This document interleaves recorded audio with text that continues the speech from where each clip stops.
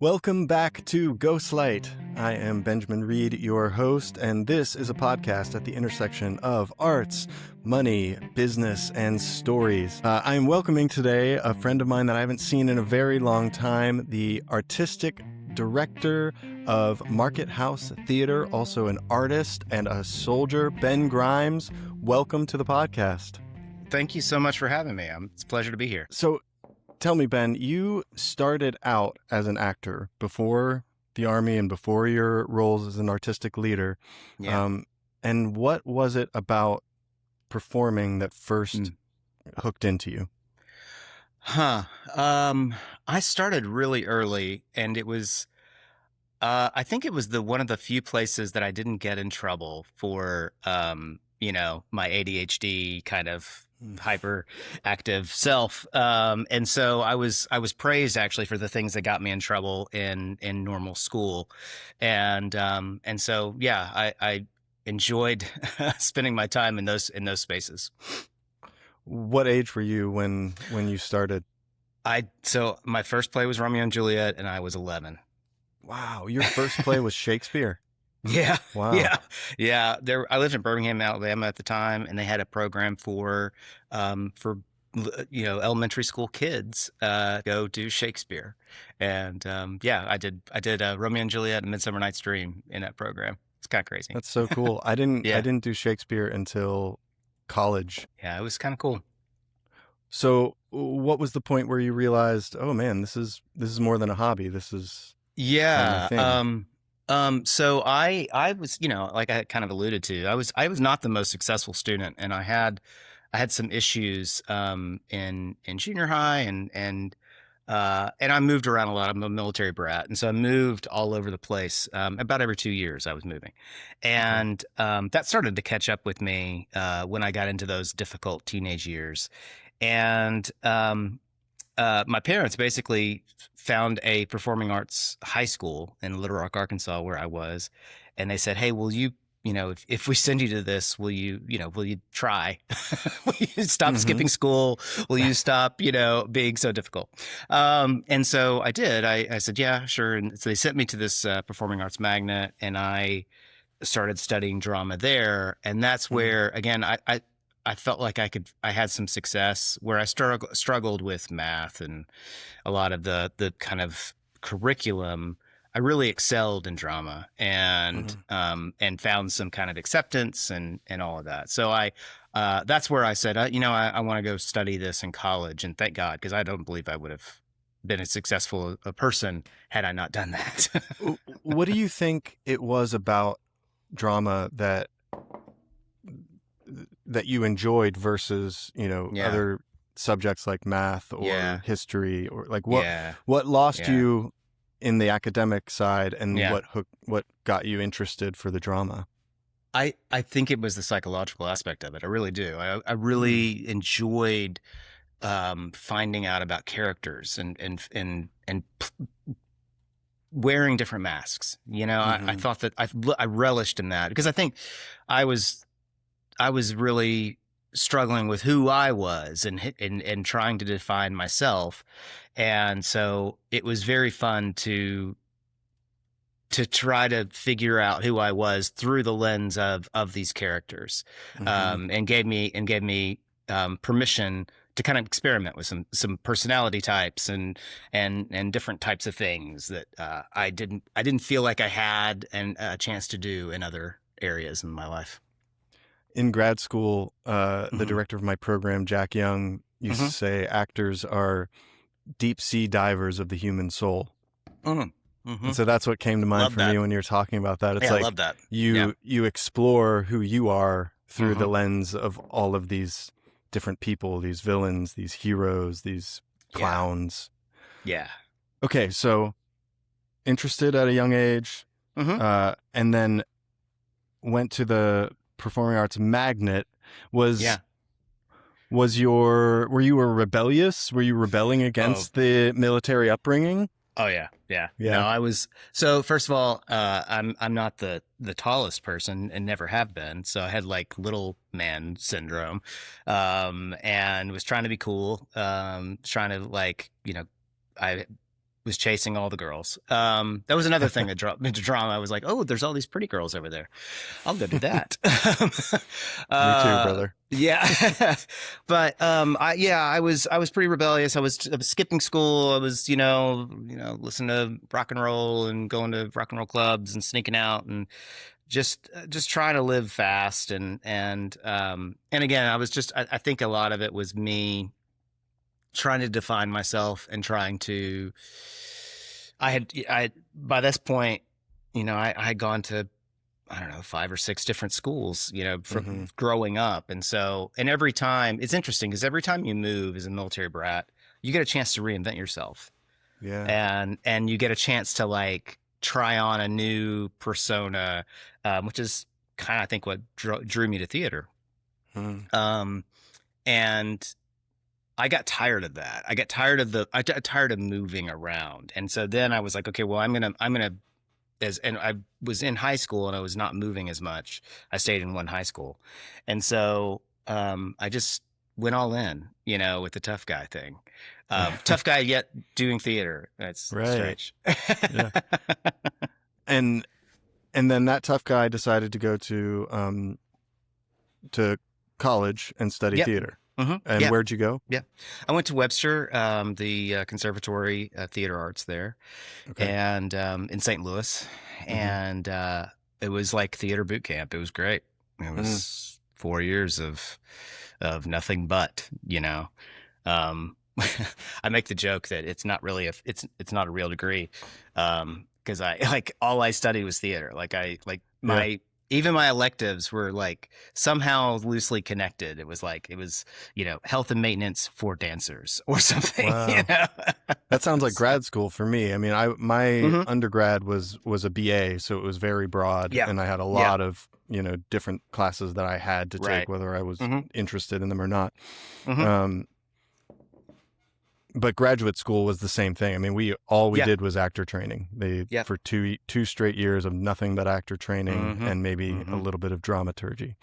Right. And so you did 4 years of nothing but theater training. I did. Yeah. And the way the program is kind of structured at that time, they've changed it now, but the first 2 years were your kind of like classic, Stanislavski based acting training, and then your last 3 years were more specialized into musical theater, Shakespeare, whatever, directing. But there were cuts halfway between the your sophomore year and your junior year, and so half my class was cut and sent home. Wow. Yeah. Really? And you can imagine being a 20-year-old kid and your college tells you you're not good enough. Yeah. It was a little stressful. But you weren't cut. Nope. Thank God. But yeah, it was an interesting environment. It was kind of this pressure cooker environment. But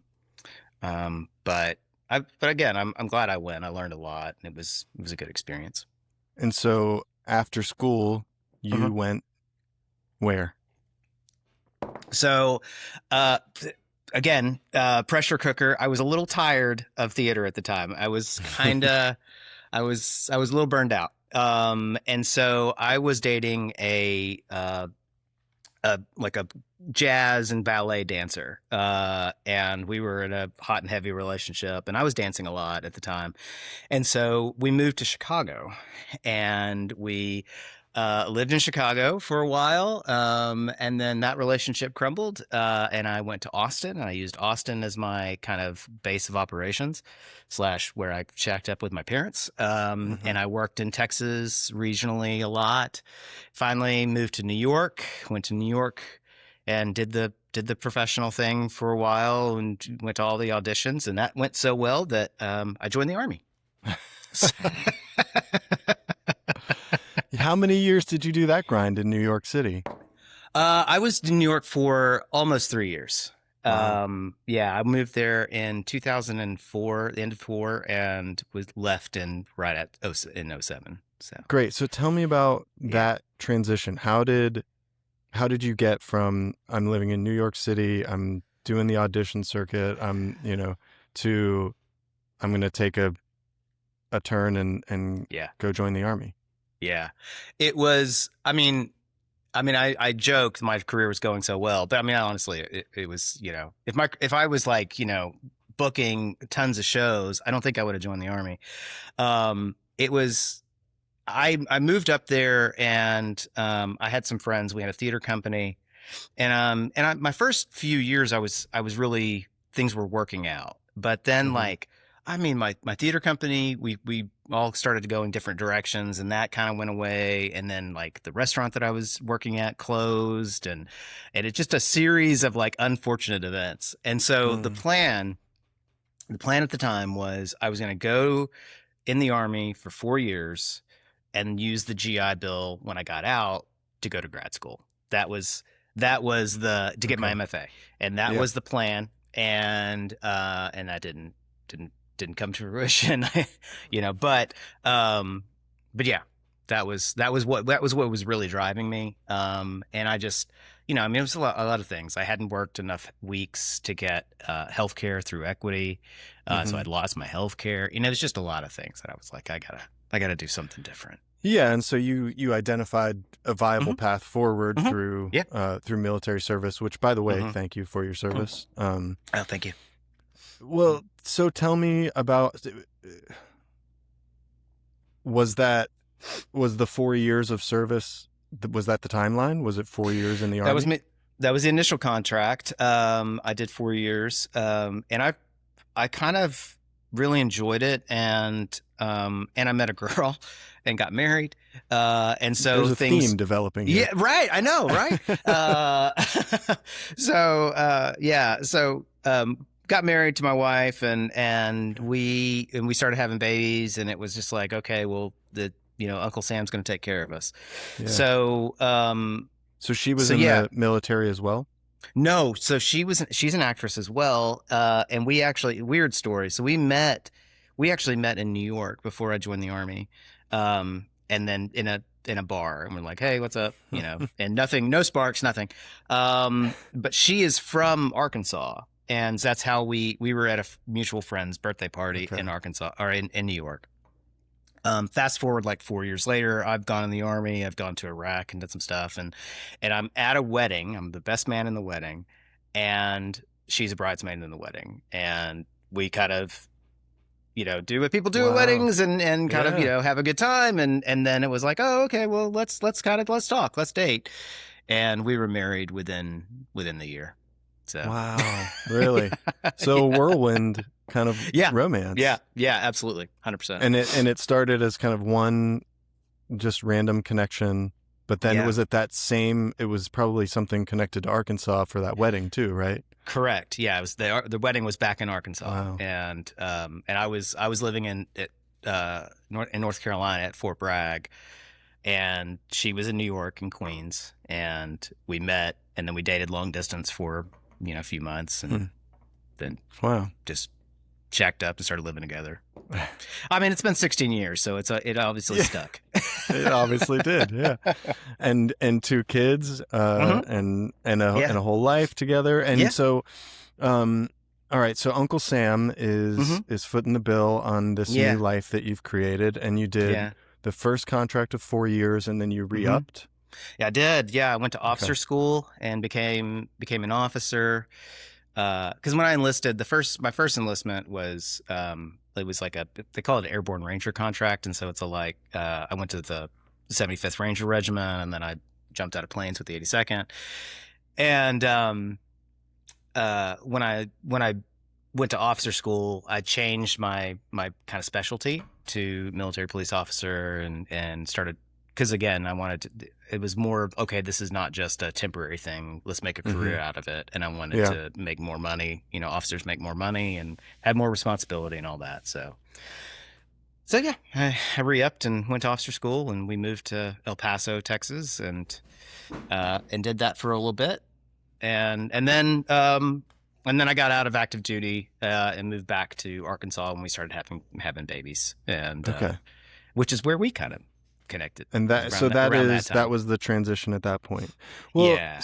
so tell me, I mean, tell me about kind of what changed in you from the New York City hustling Yeah. guy Yeah. you know, Yeah. that Yeah. period of being in the military, what was kind of the biggest change Yeah. inside of you?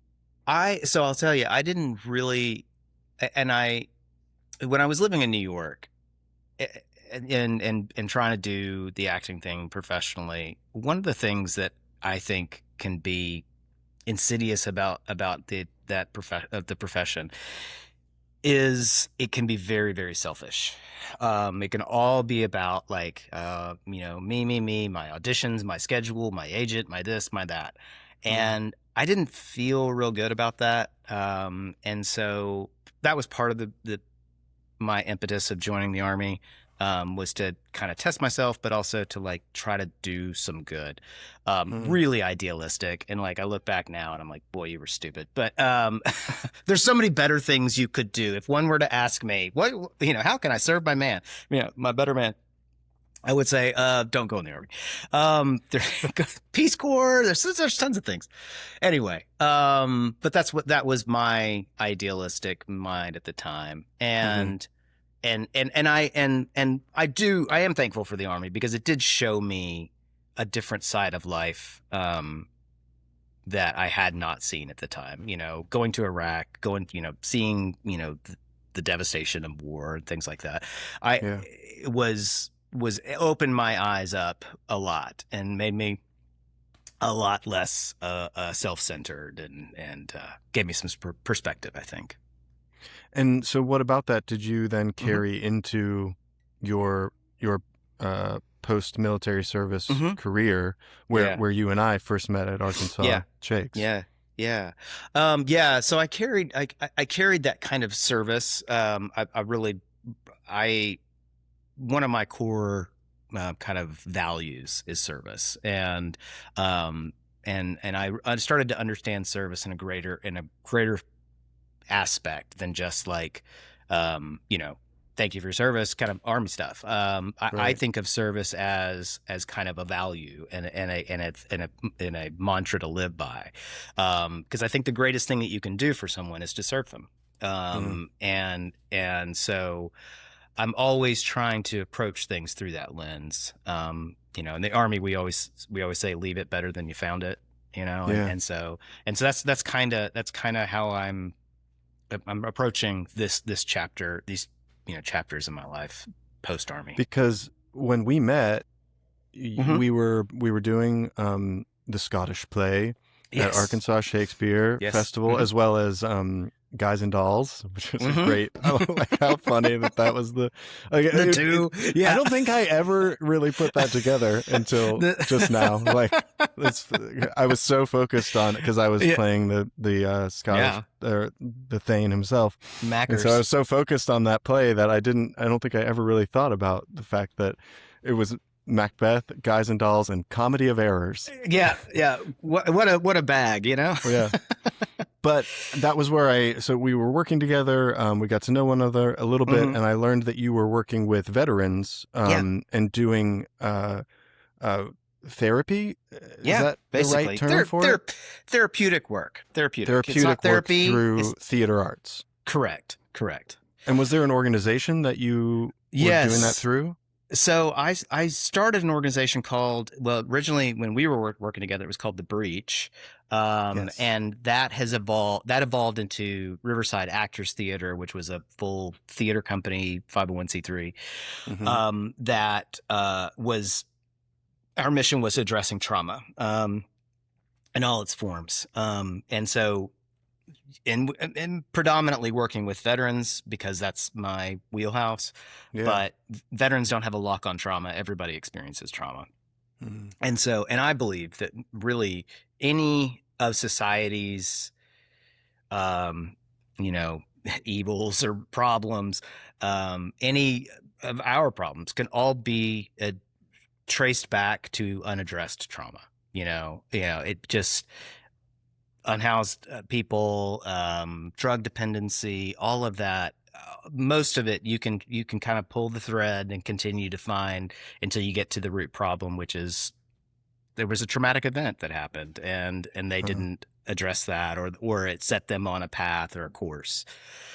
So anyway, I started doing that work with the Breach and then Riverside, using theater as a way to open up empathy, open up to get storytelling going on, and allow them to share and to heal in theatrical ways. It If that seems makes like that sense. could lead to some firecracker situations potentially if you're tapping into Yeah, intense yeah. trauma. Yeah. It's strange.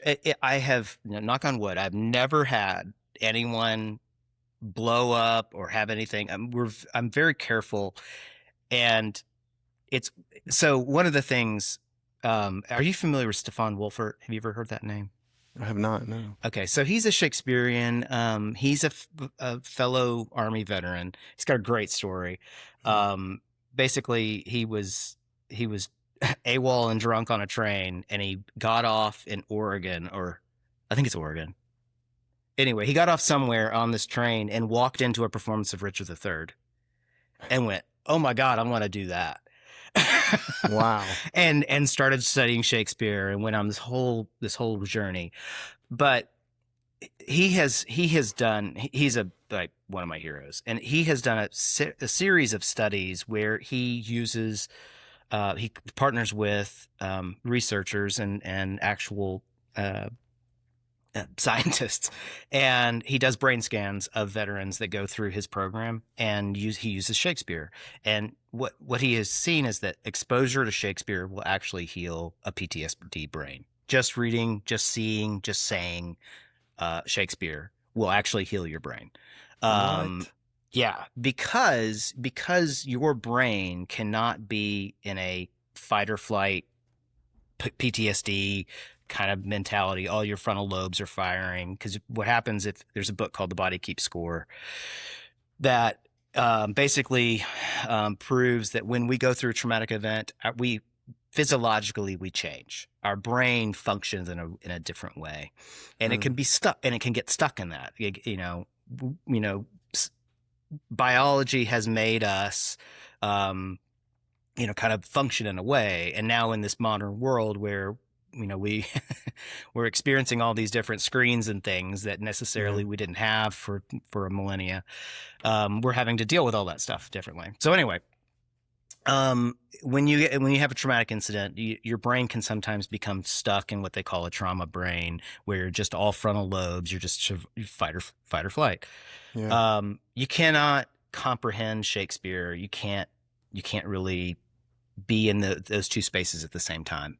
And so what Hmm. Shakespeare does, and music and poetry and everything, is it slowly will lull you out of that trauma brain, because and awaken those areas in your brain that you turned off in order to Wow. survive.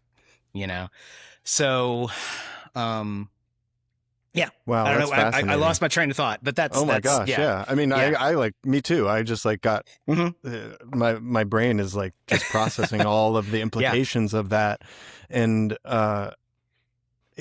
so here's what came to mind, and I don't know where it'll take us, but we use all this verbiage surrounding the Hmm. internet, cloud, it's up in the cloud and everything's Hmm. wireless, right? Why? Hmm. And Hmm. and for a while, I just kind of took all of that marketing and let it wash over me, and sort of thought of things like the internet as being up in space, and that's where the information is. And then at some point, I did a little bit of research and started learning, like, oh no, the internet is a bunch of wires buried under the sea, and it's all Hmm. interconnected by physical, Hmm. when you learn about Ethernet cables, it's like the Hmm. quality of copper. It will determine how Hmm. fast the information can get from one place to another. And like, so Right. what it, it was just a reminder to me, what you just said, in that there is a physical change that takes place in the Yeah. in the brain when Yeah. we experience trauma. Is like, Yeah. yeah, like when you save something to a cloud, it's Hmm. actually a data center in Hmm. California is where that thing is being stored, and it's physical. Right. Like there's a change that's being made, and Yeah. it's there, and it's like Yeah. the implications of that. in our lives of like Yeah. our physical being, Mm-hmm. Mm-hmm. there Yeah. is imprintation, because of things that happen. 100%. Um, Yeah. and that I think is just like, that takes me to the fact that the art itself and the Yeah. experience of going through it Yeah. can help physically and then obviously Uh-huh. emotionally and mentally. Yeah. Yeah, Um, absolutely. sorry, that was One, just me no, processing it no, all. no, no, no, no. And it reminds me, one of the speeches, obviously I use quite a bit. And so I have a program that I call The Breach, and it's an 8-week program, and I use Shakespearean monologues and the Army values. So I use, every week we look at a different monologue. And one of the very first monologues we look at is the Band of Brothers speech, right? From Henry V. Mm-hmm. Mm-hmm. Because it is the quintessential, and the army, the military in general will typically, they've heard that phrase, the Band of Brothers, at least once. I mean, hell, Yeah. there's a mini series about it, Yeah. and from World War II. And there's a line in that speech. I'm gonna paraphrase it because I don't know it verbatim, but there's a line in there where he talks about, we'll raise our sleeves and show our scars, and being proud of our scars, on St. Crispin's Day. Mm-hmm. And, and, whenever I'm talking to veterans, I'm always like, we got our scars, but we Yeah. also have our external scars that we choose to show, and we have our internal scars as well.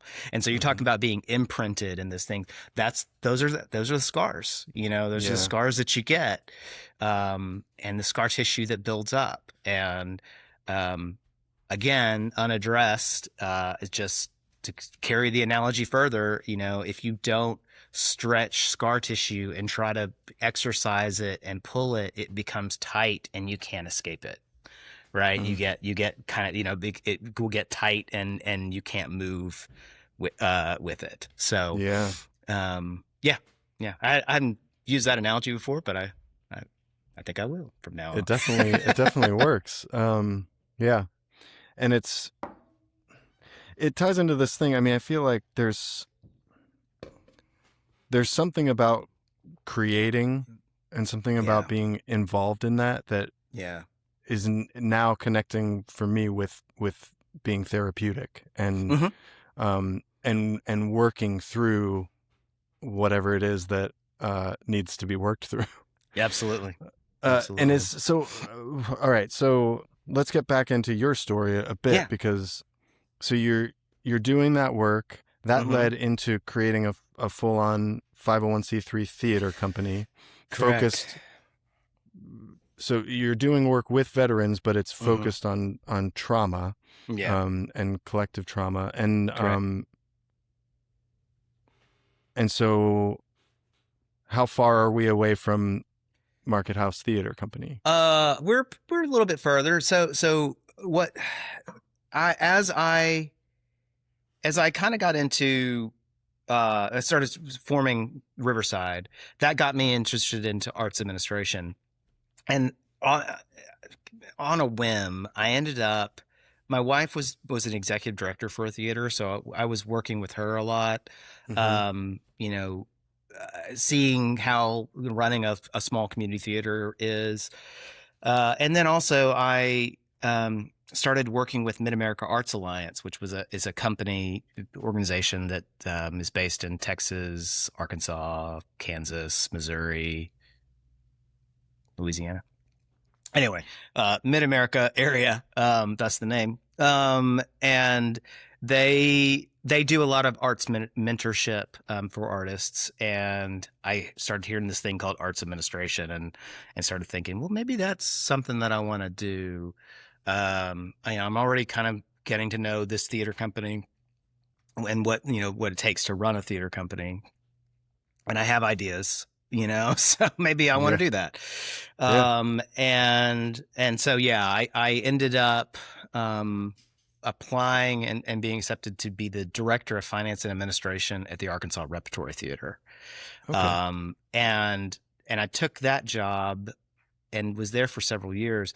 And that taught me, I'm so thankful for that job, because I got to see literally, it's like, you want to know how a car works? Here, open the hood, and that's like, Right. I was in the books, I was seeing how all the payments, I understood, all the different unions and what their requirements are and what it takes to plan a season and how to do a fundraising gala. And it was just, there were all these things that I was able to absorb that made me, when I saw the posting for Market House, made me go, okay, yeah, I'm confident that I can get that job, and made me marketable for that job. So when you looked under the hood Mm-hmm. and you started to see how things actually work, Yeah. what do you think is the biggest misconception surrounding the actual workings of nonprofit theater in America right now? How much money it takes. It Yeah. is, in order, professional theater. People think, oh, well, they got $1 million grant or $1 million donation. They're great. Mm-hmm. That's, I mean, for an average, even not even an average, the Rep is a small regional theater company. That's basically their yearly budget is $1 million, Mm-hmm. right? So that'll get them a year, Right.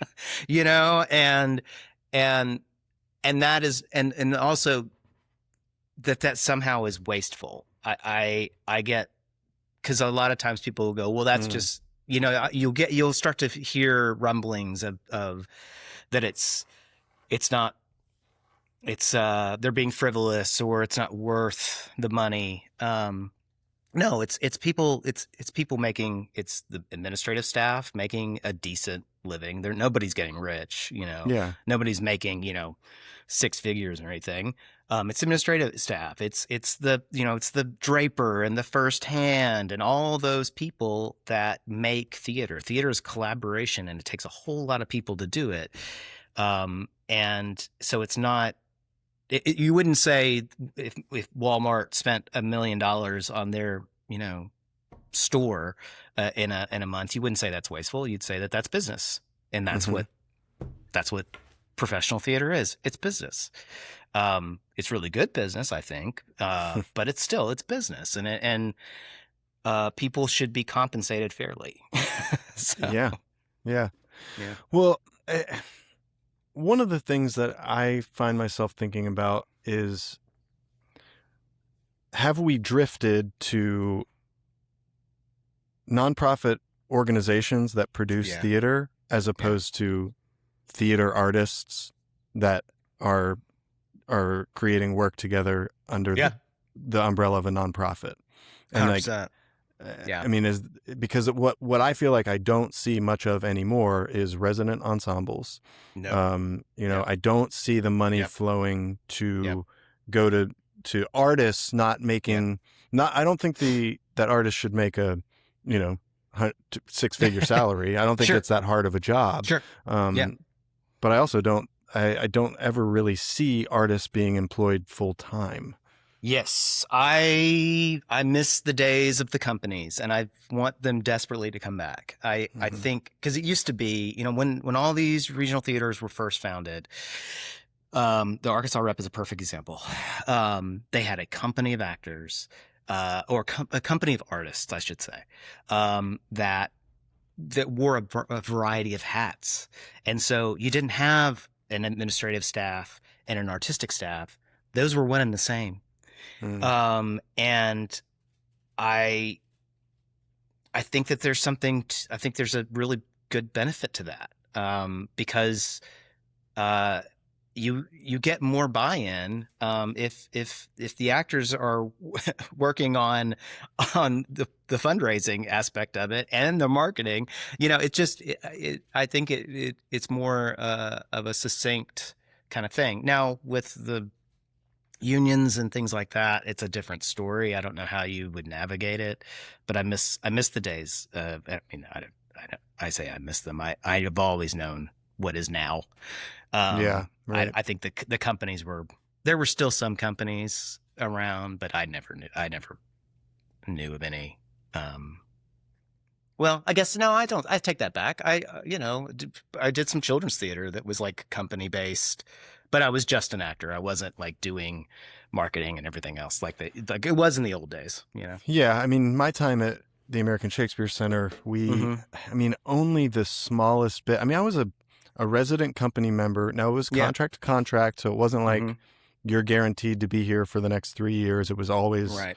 the longest contract was 8 months. Mm-hmm. But my full-time job was performing, and Mm-hmm. only 2% of my time was Mm-hmm. dedicated to like being at the gala and talking to Yeah. donors, Right. or hosting, helping to host a development event. Yeah. I did Yep. a little bit of that, and we were, Mm-hmm. when that kind of stopped, that Mm-hmm. company, which was mainly the change in artistic leadership there, Mm-hmm. we were moving more and more in that direction, and people were, Mm-hmm. they were 40 hours a week. They would have paid Mm-hmm. time off, and we Mm-hmm. were starting to get more involved, and then Mm-hmm. Mm-hmm. everything started to shift, and that kind of went Yeah. away. Yeah. Um, Hot take. I mean, and one of the things that I've kind of been thinking about, I don't know, and maybe not hot take, maybe a medium take, but I, so I worked in professional theater for years and years and years, and now Market House is this weird community theater slash pays actors slash. It's this weird nondescript thing. yeah. So tell me about the Yeah, model. What is the model at yeah. Market House? So it's a 63-year-old theater, and it's your classic community theater, right? Okay. That was the model, but like most community theaters of their size, I would argue, they're kind of not community theater anymore, or they are, but they're. I mean, we have a budget that's bigger than the Arkansas Rep, right? Mm-hmm. We have more spaces than the Arkansas Rep. We do more shows. We have a full-on dance studio. We have a full year-round education suite of programs. So I kind of go, is that, and we compensate Right. actors, we compensate artists, we pay Mm-hmm. directors, we pay stage managers, we're not paying union rates, Yeah. but it's this weird kind of weird world. And I feel like people get wrapped around the axle about professional theater or community theater or whatever camp you're in. They get really passionate about that and really passionate about what that means. Whereas I think, and this is my medium take, I think actually professional theaters are doing a lot of community theater things now, and community theaters are doing a lot of professional theater things now. Like so community theaters are getting a kind of a pass because they can say, well, it's community theater. We don't have to pay our actors, or our budgets are smaller and blah, blah, blah. There are community theaters with $4 or $5 million budgets. And there's a place called the Hale Center in Salt Lake City that is crazy, but they pay all of their people. They just may not pay them. They just may not be an equity theater. Mm-hmm. And then you have companies like the Arkansas Rep that because of funding and because they were just trying to figure out how to make this professional theater thing work, went to a summer stock model, and for 8 months out of the year, they are a community theater. They're doing shows and stuff in the community and bringing in actors, and maybe they're compensating them, but they're not paying them equity rates, Mm-hmm. and they're non-equity actors usually. Yeah. So they're pulling each entity is pulling things from the other, as far as making it work in today's environment. So I think the lines are getting more and more blurred, as far as what is community theater, what is professional theater, without getting way down the hole and all the unions and equity and SAG Is it wrong to say that if you're paying artists, you're professional theater? I mean, that to me was always the distinction. Yeah.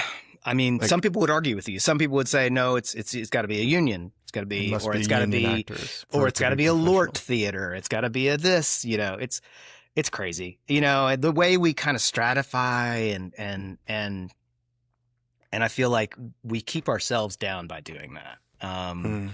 Because we limit ourselves by saying, well, that's just community theater, or that's, and I don't care. I mean, like I said, community theater can be every bit as impactful and moving as professional theater, sometimes more, because so, take your classic regional model where every single actor is from New York. They come in, they rehearse for 2.5 weeks, 3 weeks, maybe if they're lucky. They tech a week and they throw it on, and they do 3 weeks of shows, 4 weeks of shows, and then they're gone. The audience may love the show, but they have no connection with those actors. They read their bio, and Ben Grimes is proud to be appearing at the St. Louis Rep for the first time. Right, Broadway right. Broadway credits, da da da da da. Yeah. Versus a community theater or a theater that uses mostly local actors. That audience has watched. They know that actor. They can. They're champions of that actor and have seen that actor kind of evolve and play all these different roles.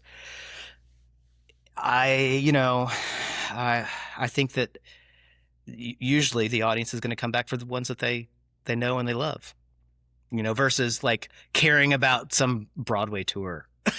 Right. Well, and I think which one of those two scenarios is in better service to the audience? Right. I don't know.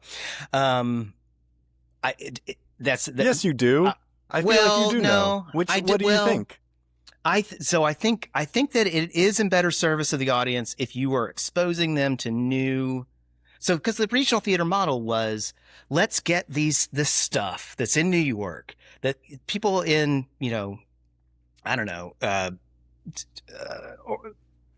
Orlando Boise. or wherever, Boise, yeah, right. can't have access to, don't have access to. Let's bring those theater, that art, those plays down to them. And I don't think that like I at that time, yeah, but now do you need to do that? I mean, and do I think that an audience cares more about who they know in the cast? I mean, versus Broadway, New York credits. And obviously, if you bring in, I don't know, Idina Menzel or something, of course people are gonna be like, oh my God, we're gonna buy tickets. Right. But Ben Grimes was in Phantom, in 1996. I don't think that's gonna sell a bunch of tickets, personally. And I've just watched so many theaters in Arkansas. The big joke was, well, if you want to sell tickets, put a bunch of kids in there, because because mom and dad and granny and all the uncles. And so everybody was just like, it was like a competition. Who can do dueling Annies? Right. There'd be 5 different productions of Annies and 5 different productions of Newsies. And everybody was doing the same shows, the same stuff to sell the tickets. And I mean, it's just proof that, people will buy tickets for what they know versus,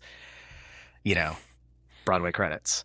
So, okay. But I will say this. Let me finish. So this is my second point to that, though. However, here's the problem: is that if we just entertain that model as artistic leaders, and we just say, okay, well, we're just going to hire locals, and we're just, because that's what we're going to do. We don't ever challenge our audience, and we don't ever bring in talent that can raise the bar. Because I have seen so many times a really, really phenomenal actor come into a local cast, and everyone goes, whoa, okay. And they got to up their game, because now it's like, oh, wait a minute. This person's really good. I can't just mail it in. Yeah. So I don't know. There's a whole bunch of like quantifiers and like me, not really wanting to answer, but you're saying it's nuanced. Is that? It is very nuanced. Thank you. Yes. Nuanced. Well, I love what you said about that. I think bringing in, so I see the value in both, right? You've got people who the audience knows. You've got relationships that are being built. You have audience that's being built over time, and the deepening of those relationships to the artists who are connected to the organization. Yeah. and the bond that gets built there is super important. And then you bring in new talent, new ideas, fresh thought, Right. which Right. challenges the status quo, and ideally would then lift the whole organization in response. Yeah. Because like you said, when that person comes in and has a different mode of operating, like what I've of working, like I've noticed Mm-hmm. this, that the tone of the room can shift depending on the level of focus and intensity that the Oh people yeah. in the room bring. Oh yeah. And one person can set that to Yep. a new level. 100%. So do you feel like that's the model that you're working at Market House? That's what I'm trying to go for. Yeah. Yeah. And if I'm honest, like I feel like the community theater model is just like I feel like the regional theater model is a little antiquated. The community theater model is antiquated as well, because when you're charging $45 a ticket and you've got people, a full administrative staff, and you're not compensating actors, something's wrong. You know, or you're just paying, you know, actors like $25 because, you know, their payment is the applause on stage. There's something wrong, you know. Or if you're just, because this is what a lot of theaters do, you're just socking money into an endowment, and you're sitting on like a $4 or $5 million endowment, something is wrong, because you're just kind of making that you're making that money on people's emotions and love of theater, you know, and you're Yeah. not kind of giving that back. And so I don't agree with that. So in Market House, my vision and my goal is this is, my predecessor was already moving in this direction, is to compensate people, both our performers, our administrative staff, everybody fairly. And that doesn't happen overnight. It takes time. But moving, and it's not about professional, community, whatever. It's about compensating people for the work and the artistic skill that they provide. And so that's where I'm moving, and part of that is bringing in guest artists to raise the bar. Because again, I'm in rural Western Kentucky, in a little small town called Paducah, and there's not a lot around here. And so a lot of my local artists, don't know what they don't, you know, they've never worked with outside artists. And so they don't know. It's a really great thing to bring in an outside director, an outside actor, to challenge them to kind of up their game. Like you said, everyone kind of goes, oh, okay, I can't just do what I always do. I got to do something a little bit different. So tell me a little bit about endowments and how they work, because you rattled off and socking money into an endowment, and I think most people don't know what that is or how that works. That's a great question. So endowments are basically set up for organizations as think about it as a retirement account. They are money that is given to an organization, or that an account that is started for an organization. That's basically an investment account. Organization puts money in there, and it's like a rainy day fund. Most of the time they can't touch it, or they'll pay a penalty for touching it, just like you would for your IRA or 401k. And the whole goal of an endowment is that you can start to, as that money matures, you can at some point replace some of your revenue. You can start to draw money off of the endowment and interest into perpetuity. So if you have, like, let's say you have a funder that's giving you $50,000 a year, and that foundation is going to sunset at some point, because most foundations just don't go on forever. Sooner or later they run out of money, or they're charged to give all their money away by this date. So let's say that foundation is going to stop giving you money at 2036. Okay.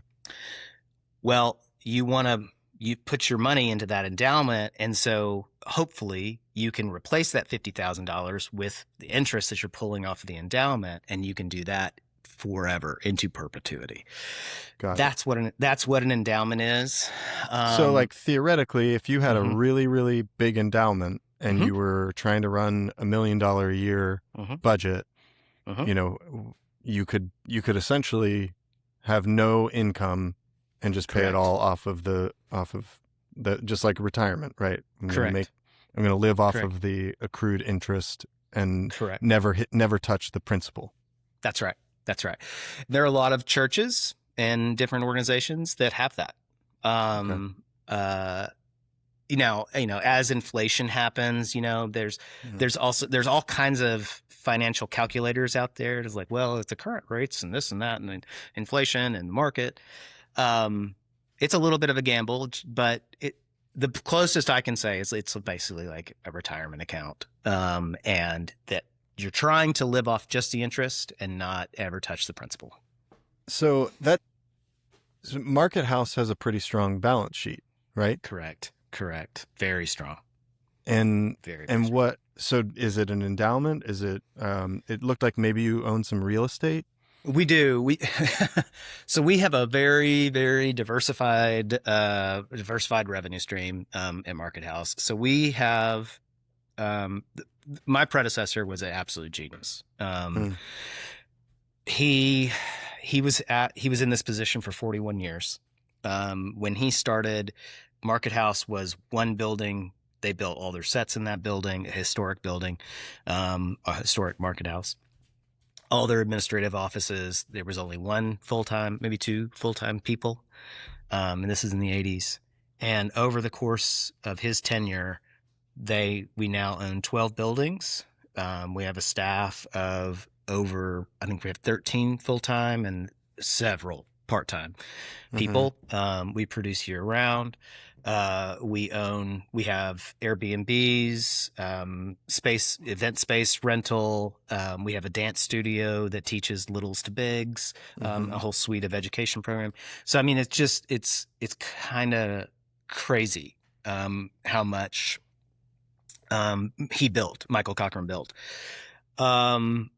But yeah, so our revenue is, we have earned revenue through ticket sales, your standard theater practice, right? Ticket sales, merchandise sales, subscriptions, season tickets, blah, blah, blah, Yep. all that stuff. But we also have Airbnb rentals, space rentals, dance education money, theater education, all of that. And we have an endowment. There's a couple organizations in town, foundations, that are very, that's their mission, is to give nonprofits money towards their endowments, to build their endowments up. Yeah. Because they value them. So Community Foundation here, and another foundation here, Carson Meyer, and Baxton Foundation, are all very passionate about building up endowments for nonprofits in the area. So, wow. Yeah, that's a great position to be in, right? Yeah, we have no debt. I mean, and I'm happy to say that, which is crazy. Again, I wish when I worked at the Rep, it's not that way. I mean, Yeah. The Rep is, in most theaters, are hand to mouth. It's like you get through, you raise money for the next season, you get through that season, and you start raising money for the next season, and it's just hand to mouth, and so it's I know how fortunate I am to be in the position like this in this theater. So, what's your vision? I mean, where do you want to take it over the next 5 years? Do you have a kind of 5-year goal, or how do you think about kind of big overarching vision work? Absolutely. I'm one of the things that I really am passionate about. So Kentucky is known for great theater. Actors Theater Louisville, Yeah. Kentucky Shake. There's some really, really, but it's all over in the East, Mm. and so I want to start to put what we're doing in the western part of the state on the map and partner with some of those organizations, uh, and start to kind of, again, elevate what we're doing here. Um, I want to, like I said, I want to continue to challenge these artists here with outside artists, and start to, because one of our mission is to develop and share the talent of our region. So I want to share the talent, to develop from outside, and then share Mm-hmm. it out, across the state, and then across the region. Um, so that's where I'm wanting to go, in Cool. the next 5 years. So yeah. So if every community Mm-hmm. had a market house theater, Mm. what do you think would be different about our country? um, I gosh, I th- I think we would be a more empathetic c- group, right? Mm. Um, uh, theater. My favorite quote. One of my favorite quotes is "Theater is a gym for empathy," and like just going to the theater in today's day and age and turning your phone off and sitting in the dark. I mean, when I do curtain speeches, I say, look, this is one of the few chances that you get to just focus on one thing. Like Mm. turn your phone off and just sit here and focus on this play. Isn't that wonderful? Because so much, we're so inundated with just screens and texts and meeting reminders and blah, blah, blah. Yeah, and so I think that also, there is a real, empathy crisis in America. I think that well, and I guess the world really, but I think that because we're seeing so many videos and things, it's hard to process the humanity behind it at times, and so, I think we would be a more empathetic place if we could just get into a room, in a dark room, with our Hmm. neighbors, you know, and watch Witness a story. the same event take place Hmm. in real Have our time. yep, have all our heartbeats sync up. Yep. Like we need a little more of that, I think, and less like hot takes and Instagram reels. Hmm. So, for a final question, Hmm. who would you say that your theater company is in service to? Mm. Uh, we are in service, to the greater region, the Western Kentucky region, and that's a pretty broad Mm-hmm. region because we're uniquely positioned. We're 2 hours from Nashville, 2 hours from St. Louis. We're right on the border with Illinois and Missouri and Tennessee, and so we have this unique kind of reach here, to a very rural, and often underserved, area, and so, um, that's our demographic and target group. Broad So one, cool. but That's yeah. a broad one, but that's you can draw a circle around the map for where your theater Mm-hmm. is, and Mm-hmm. these are the people. These are our people here. Yeah. Um, I think that's very important, and Mm-hmm. I think we would be a better country, better community, better nationality if we Yeah. had more experiences with our neighbors, Yeah. Yeah. in space and time and Yeah. conversation, Yeah.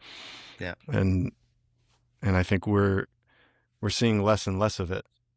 Um, Yeah. people aren't going to church, people Yeah. aren't going out as much, No, and we lose a little bit of our humanity every we're just time. going. Yeah, we're just going to our echo chambers, and just going to these places that make us feel good, and we can and we can, instead of sitting across the table or in a dark room and having a conversation with someone that maybe you disagree with, Mm, but like literally sitting and talking to them, um, not not just comment in the comment section. Get out of the comment hmm section. Let's go like talk as human beings.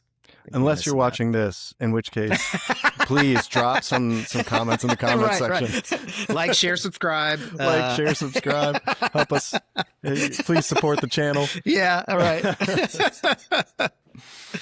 All right. Well, hey, drop some marketing. Ben, where can we find you online? Absolutely. Markethousetheater.org. That is Market House's website. You can find me at riversideactorstheater.org. And then I'm on all the Instagram. Yeah, as I just railed against all that on the socials. I'm on the socials. You can find me at Ben Grimes. Just type in Ben Grimes. I'll come up. Awesome. Thank you so much for being here, Ben. This was awesome to get to catch up with you, and I feel like we just scratched the surface, so I hope you'll consider being a guest again on the podcast. Would love to, man. It's been my pleasure. It's so much fun talking with you.